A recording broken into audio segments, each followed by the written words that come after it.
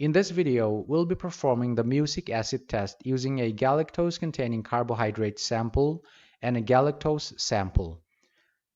To perform this test, we'll need the following: concentrated nitric acid, test samples consisting of 1% aqueous solutions each of galactose, lactose, any other carbohydrate sample that doesn't have a lactose or galactose in it, such as glucose, and finally a controlled sample of distilled water. 4 identical test tubes, a test tube stand, 4 graduated droppers or pipettes of 5 or 10 ml capacities, 1 graduated pipette of 1 or 2 ml capacity with a pipette bulb, water bath.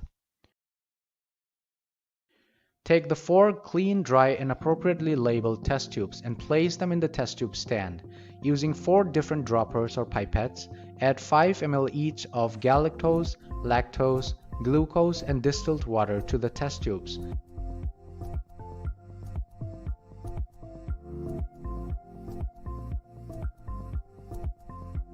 Now add 1 ml each of concentrated nitric acid to the 4 test tubes and mix them well by gently swirling the tubes for a few seconds each.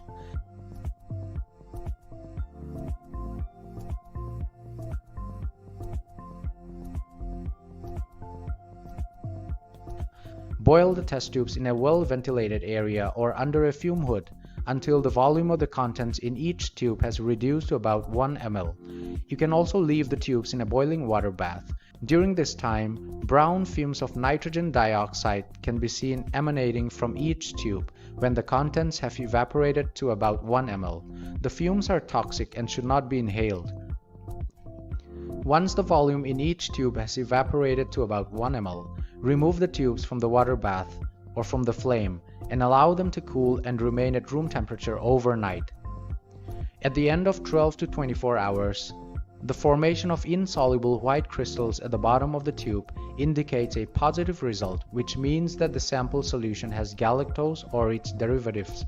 In our experiment, tubes 1 and 2 show positive results since they contain galactose either as itself or as part of a more complex carbohydrate, in this case lactose.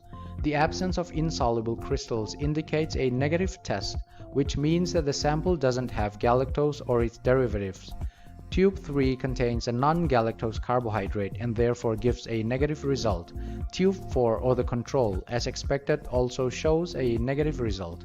So this is all about the Mucic acid test to identify galactose in a sample.